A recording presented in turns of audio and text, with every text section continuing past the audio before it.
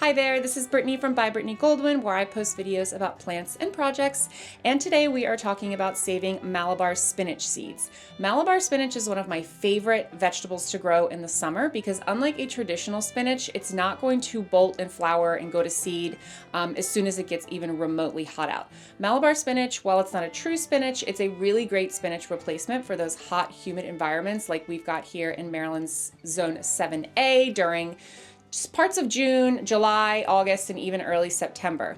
And saving the seeds from the Malabar spinach plant is super easy. So I'm going to show you how to do it so that you have more Malabar spinach seeds than you even know what to do with. You can plant them next year. You can give them away to friends and family. It's a super prolific plant and a super easy process. So let's take a look.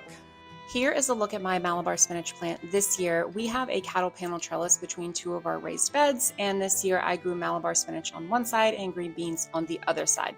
As you can see, the Malabar spinach really took over, and there are tons of berries that turn into seeds on this plant. So this is an example of seeds that are not ready to pick, these lighter colored, light green with the purplish tinges on them. Don't pick those, keep those on the vine until they turn into this super deep, almost like purplish magenta color. Keep them on until they turn into that color. When you pick them off, be very careful because the juices in them are super highly pigmented magenta. So you can see all of these here that I have cut off and set on my potting bench to work with. You can pop the berries off like this. They have a seed inside of them. And as you can see, some of the juice getting on my fingers here just to illustrate exactly how highly pigmented that is.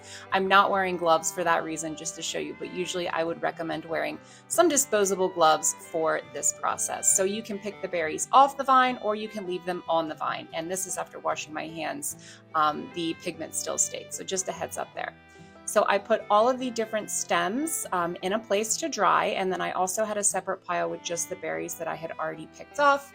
Just let these sit for several weeks. The ones on the stems will take longer to dry than the berries if you just pick them off, since the stems have more moisture in them. So totally your call which you'd like to do. I did a little bit of both. Here you can see I'm easily just plucking them right off the stem, and they are pretty dry here and ready for storage. And I already did pull my Malabar spinach plant out for the year because it is late October here in Maryland, but some of the seeds have fallen down into the beds below where I had the plant, so I am able to show you what this plant looks like when it starts sprouting because I have some sprouts trying to come back thinking it's spring, even though they will be nuked by frost here pretty soon, so I'll show you what they look like. So as you can see, this plant does readily reseed itself, but again, this is a plant that thrives in hot, humid weather, so these will die off this winter and will not come back in the spring since the seeds have already sprouted. But this is what they will look like when they start sprouting in the spring. And as with any seed saving, just make sure they are completely dry before storing them. You can store them in a little paper bag or envelope or a little seed organizer as I do. The little airtight canisters that I have to super make sure everything's very dry before I put it in there. And then the numbers on these seed organizers just correspond to a spreadsheet that I maintain in Google Docs. This is super helpful for me because every spring when I'm really getting the itch to buy some more seeds, I don't forget what I have because everything is super organized and labeled, and I'm not overbuying or double buying. So I hope this video was helpful in teaching you how to save Malabar spinach seeds and how absolutely easy it is.